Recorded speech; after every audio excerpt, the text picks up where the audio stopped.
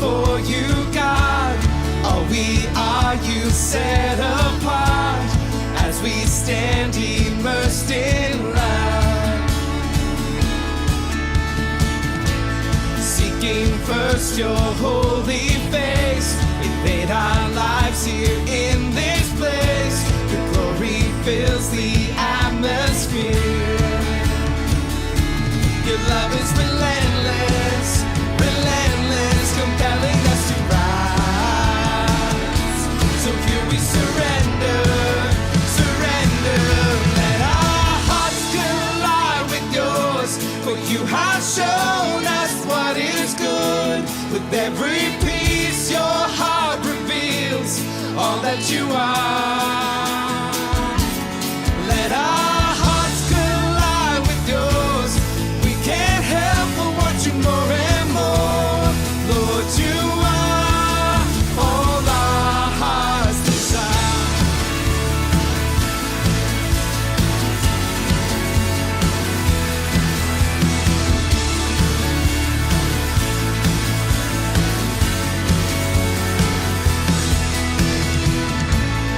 As we choose to worship you, to fix our eyes on all that's true, we'll see our generation change. Young and old will prophesy, speaking words of truth and light. We'll see your holy name proclaimed. Your love is relentless, relentless, compelling us to rise. So here we surrender, surrender. Let our hearts collide with yours, for you have shown us what is good. With every piece your heart reveals all that you are. Let our hearts collide with yours. We can't help but want you more and more. Lord, you are all our hearts desire. All our hearts desire.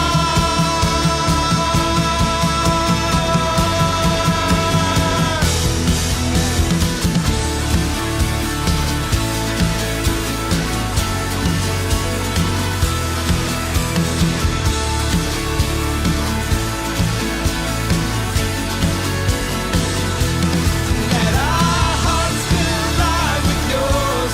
If you have shown us what is good, with every piece your heart reveals all that you are. Let our hearts collide with yours. We can't help but want you more and more. Lord, you are all our hearts desire. Lord, you are all our hearts desire.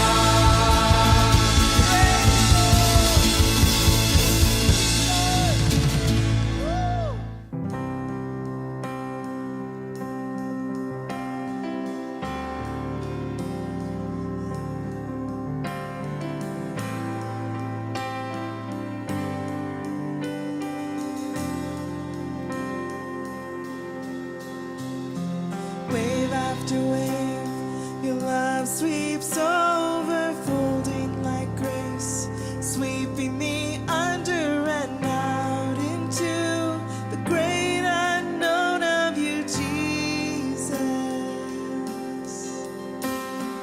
I am secure on the depths of the sea as I walk out to a Savior calling me, though my feet may fall. I'm anchored in the hope of you, Jesus. Old ways passing away, and I am made new in your love, faith my portion today. All my life now alive in you, God. Love moved the mountains. Love made a way for me. Yours is the kingdom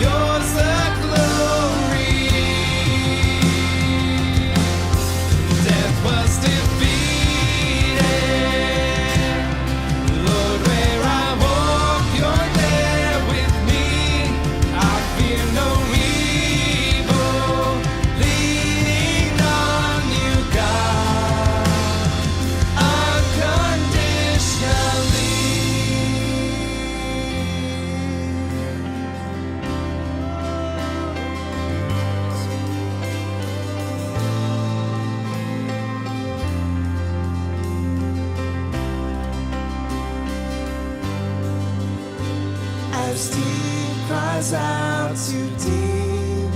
Oh, your spirit's drawing me closer and closer to your heart.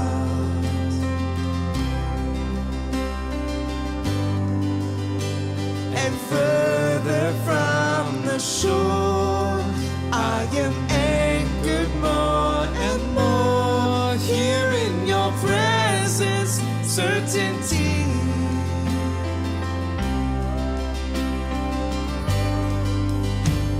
As deep cries out to deep, oh, your spirit's drawing me closer and closer to your heart.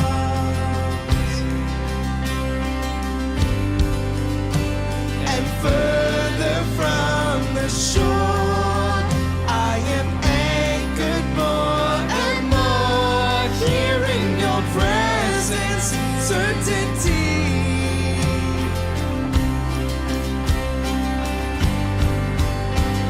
As deep cries out to deep, oh, your spirit's drawing me closer and closer to your heart.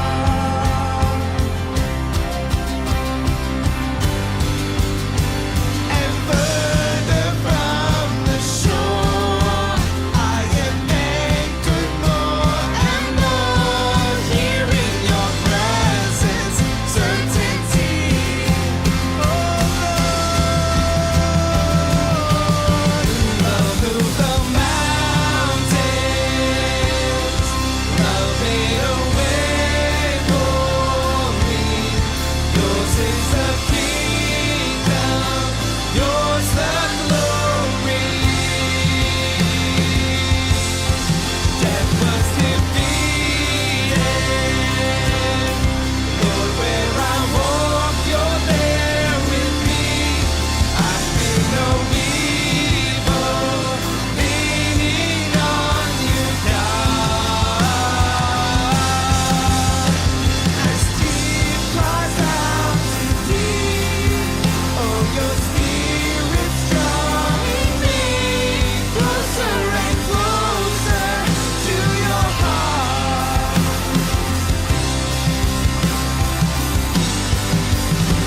And further from the shore, I am anchored more and more here in your presence, certainty.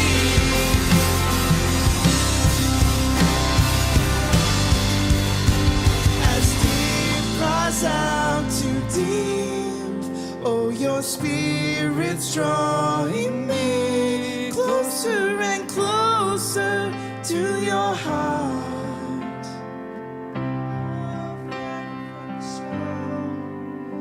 And further from the shore, I am anchored more and more here in your presence, certainty.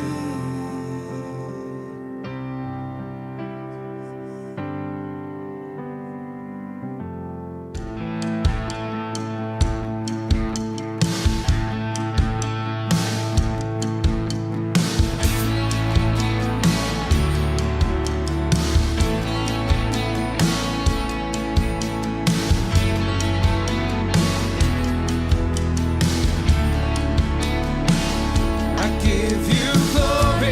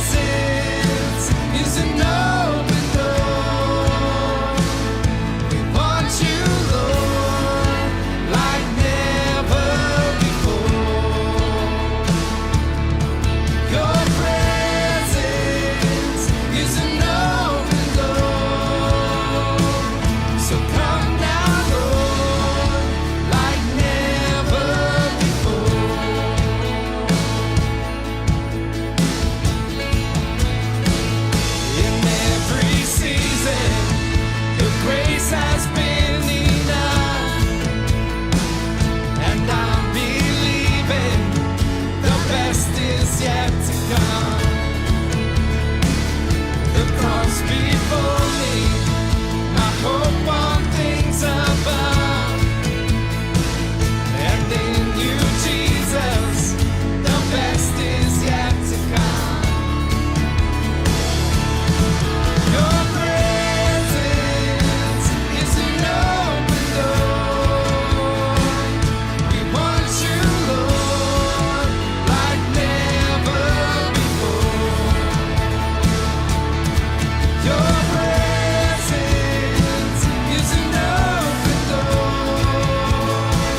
So come now, Lord, like never before.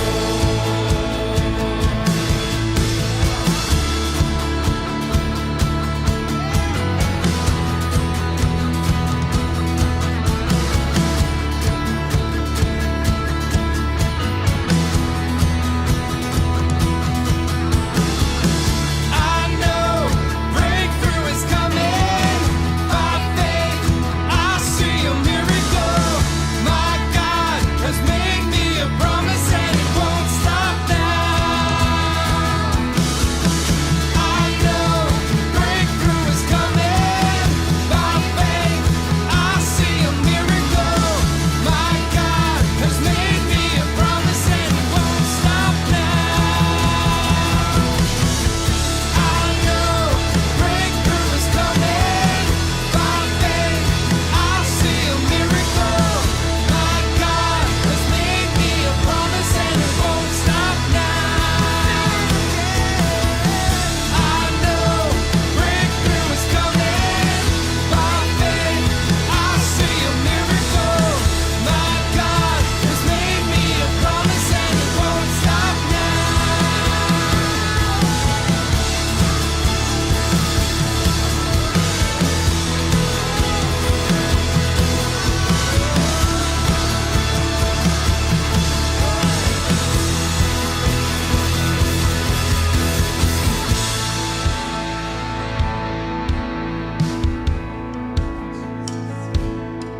Your presence is an open door. We want you, Lord, like never before. Your presence is an open door. So come now, Lord, like never before.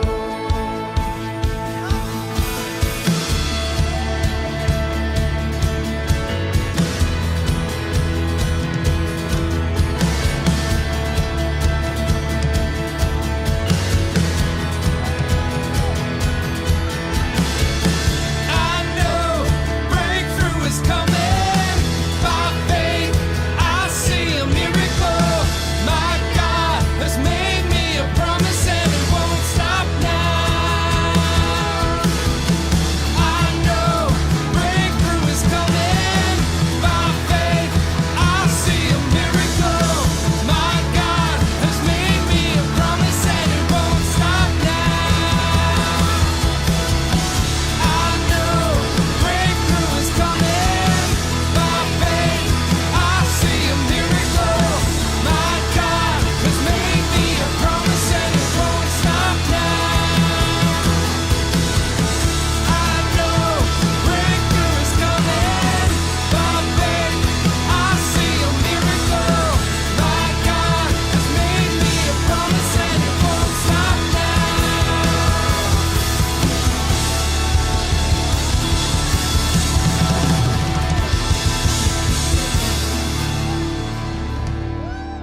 Bonjour ce beau dimanche matin.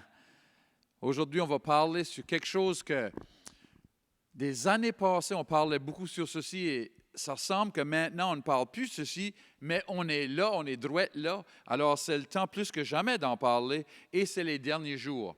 Des fois, on ne comprend pas pourquoi, mais Paul disait c'est les derniers jours dans son temps, et maintenant on dit c'est les derniers jours, et on pense, mais comment longs sont ces derniers jours? Mais si vous comprenez, la Bible est très claire, ça dit qu'un jour est comme 1000 ans, et 1000 ans comme un jour. Alors, ces deux derniers jours sont 2000 ans de la naissance de Jésus, et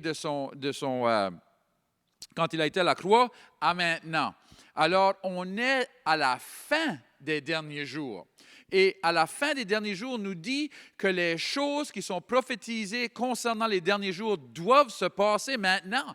Et on va voir des grandes choses se passer. Alors, je veux regarder des choses parce que des fois, on regarde les mauvaises choses pour savoir où on est. Et on ne doit pas regarder qu'est-ce que le monde fait, mais on doit regarder qu'est-ce que la parole de Dieu nous dit concernant les derniers jours.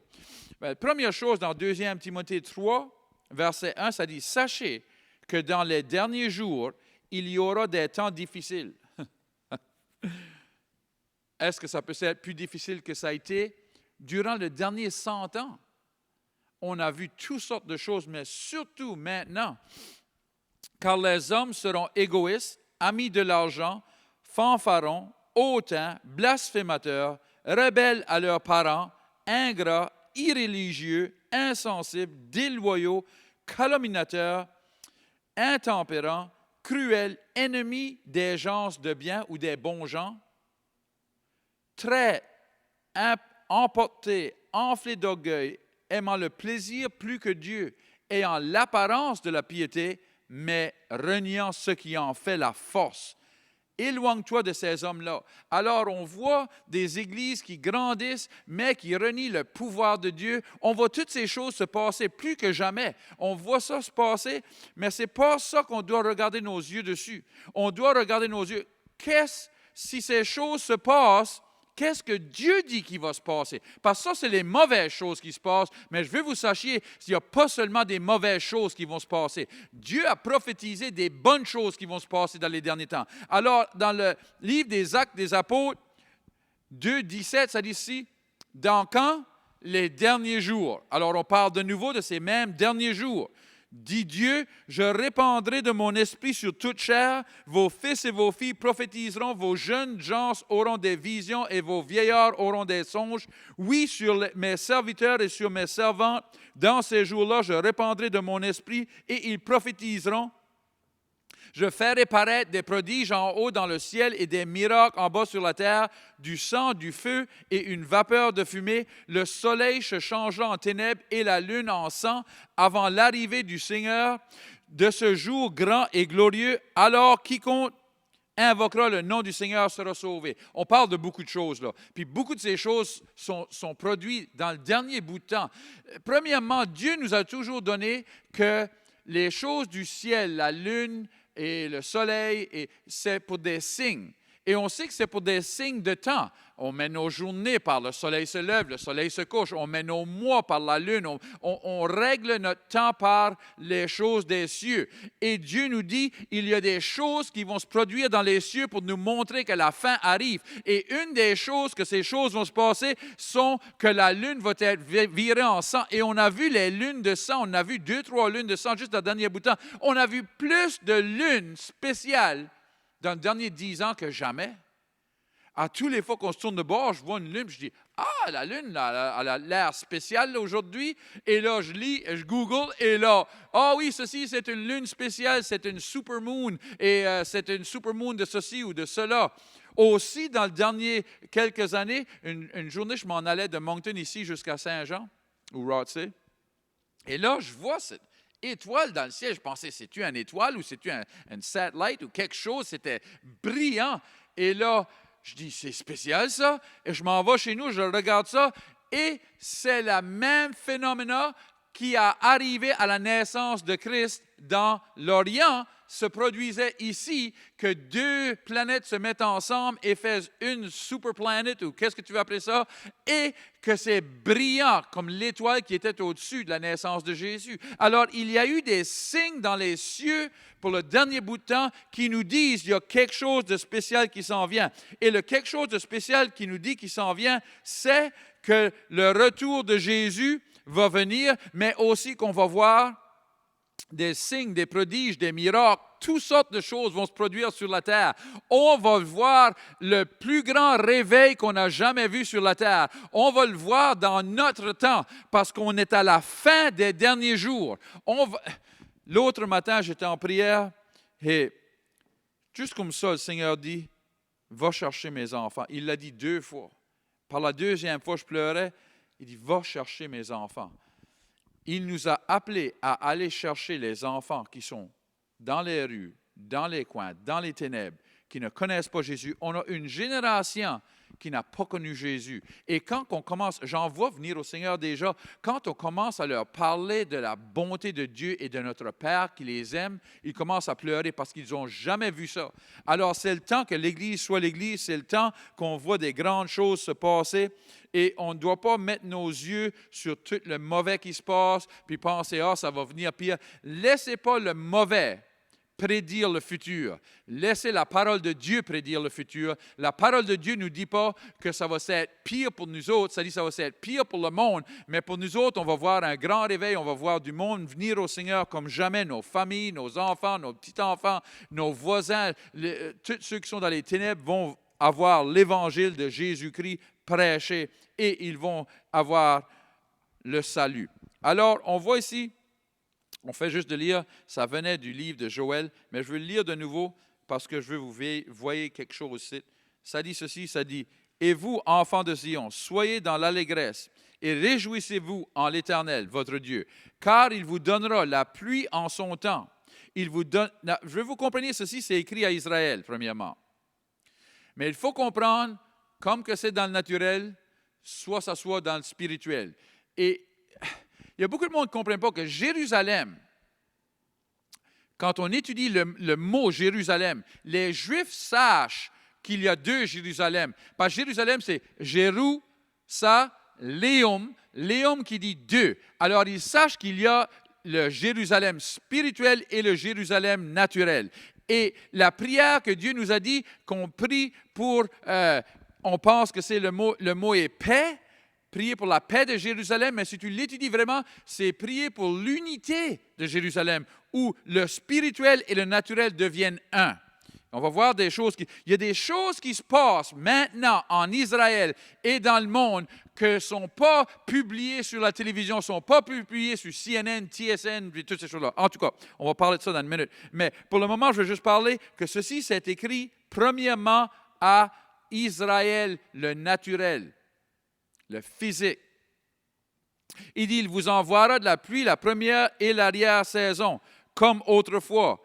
Les airs se rempliront de blé et les cuves engorgeront de mou et d'huile. Je vous remplacerai les années qu'ont dévoré la sauterelle, le gélec, le hassil et le gazam, ma grande armée que j'ai envoyée contre vous. Vous mangerez et vous rassasierez et vous célébrez le nom de l'Éternel, votre Dieu, qui aura fait pour vous des prodiges et mon peuple ne sera plus jamais dans la confusion. Alors, il y a beaucoup de monde qui ne sache pas que c'est en train de se produire maintenant, cela. Ça fait, Israël a recommencé à être un peuple dans 1746, quelque chose comme ça. Mais on a vu dans le dernier bout de temps des choses se produire qu'on n'avait jamais vu avant. Premièrement, Dieu dit qu'il allait rétablir Israël comme un peuple, qu'il allait les emmener de nouveau, ils allaient de nouveau avoir des vignobles. En d'autres mots, Israël allait s'être rétabli, son peuple allait retourner. À peu près 5, 7 ans, 8 ans passés, on a vu les Juifs retourner à Israël par les mille et les mille et les milliards. Encore plus que ça, je m'en rappelle, moi, mes beaux-parents, on a envoyé de l'argent. Il y a beaucoup de ministères dans la terre qui payaient pour retourner les Juifs à leur pays. Alors, on a vu un grand exodus de Juifs retourner à Israël, comme jamais avant, rétablir Israël. Mais plus que ça, quand on parle de la pluie, la première pluie, la deuxième pluie, il y a beaucoup de monde on entend des chansons, des fois, moi, ça me fait de quoi, là, parce que ça n'a pas de sens. C'est du monde qui ne connaissent pas Jésus, pantoute. Parce que la première pluie et l'arrière-pluie, dans la Bible, c'était symbolique de la récolte.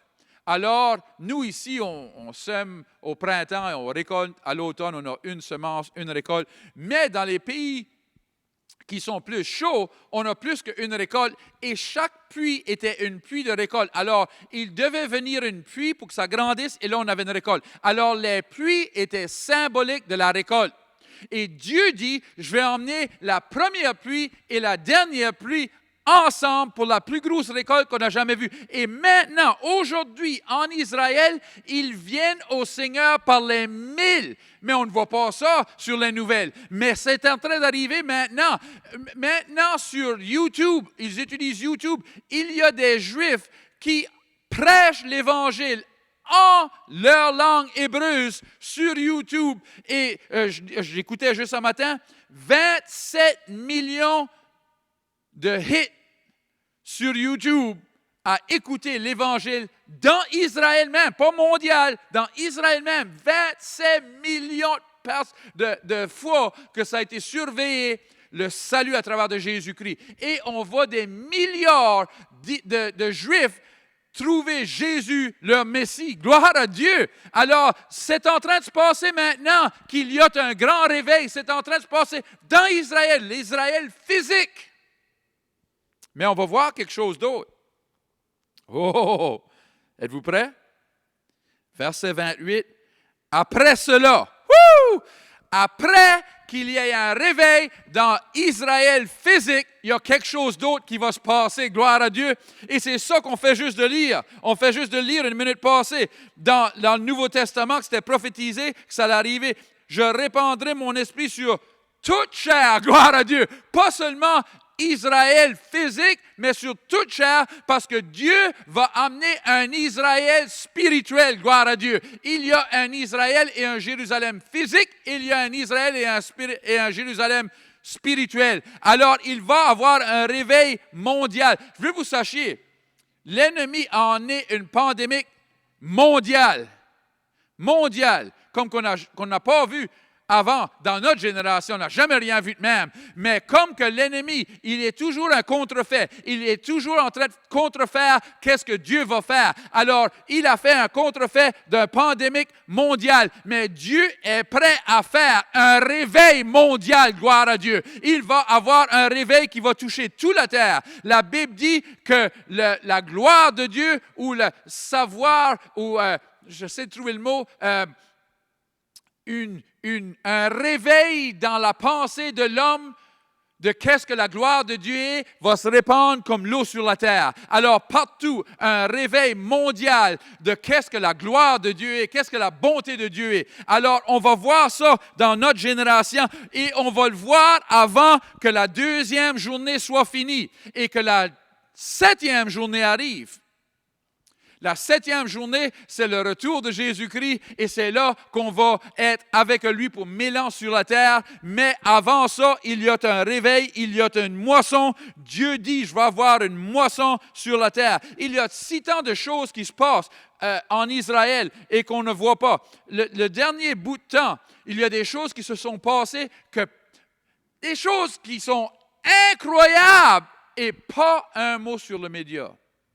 Première chose, on voit qu'ils viennent tout au Seigneur, mais aussi,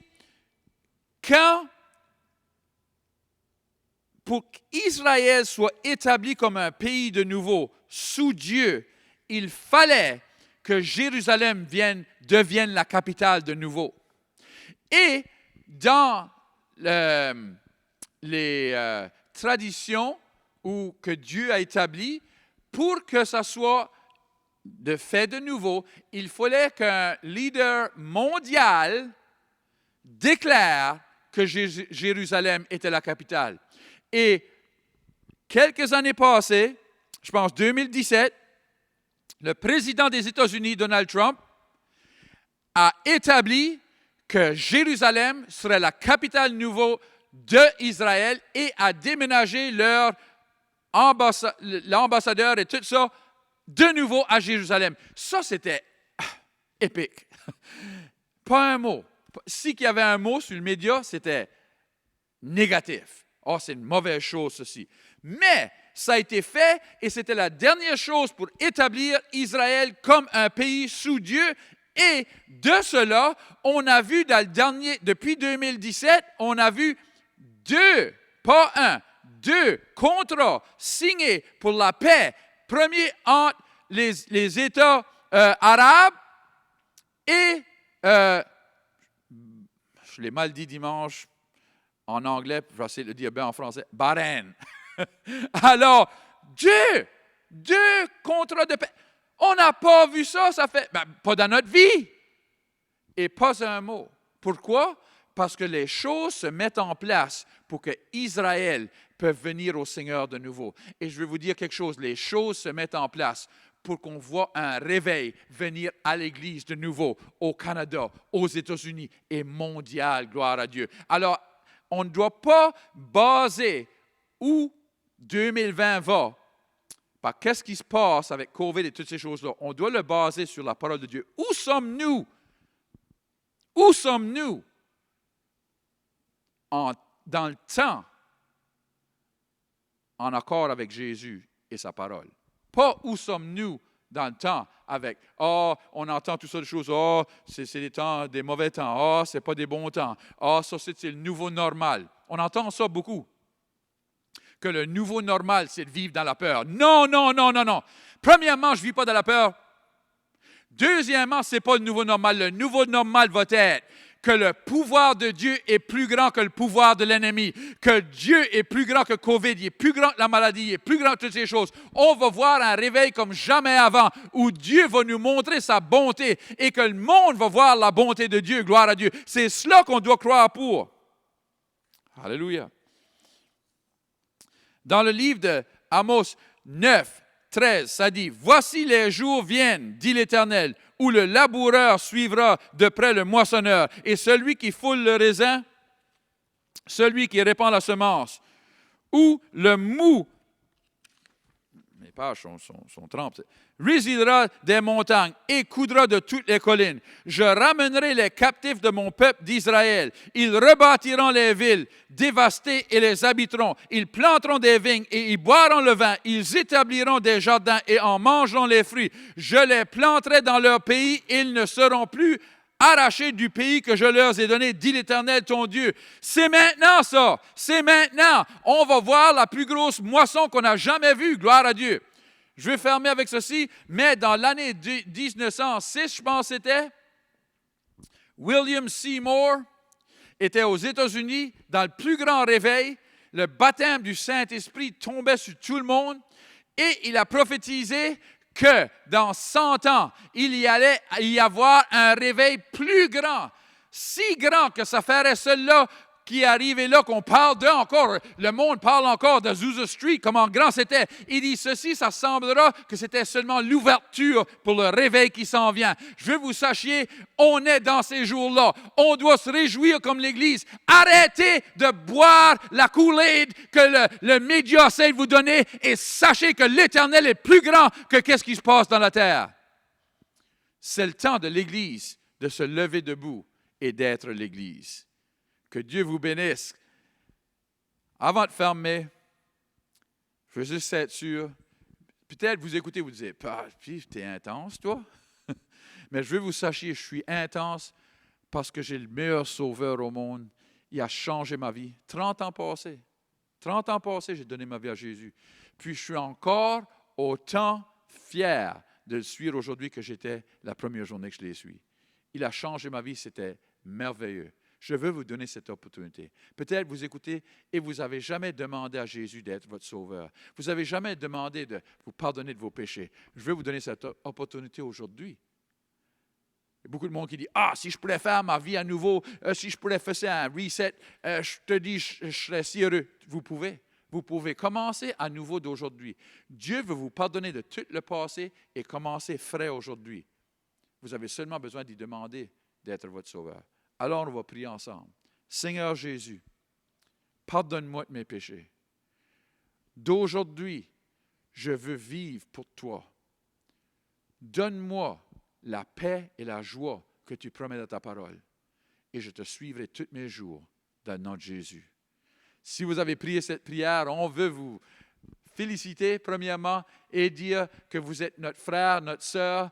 Et laissez-nous savoir, envoyez-nous un courriel, envoyez-nous un appel, quelque chose. Laissez-nous savoir que vous avez fait cette décision. Que Dieu vous bénisse.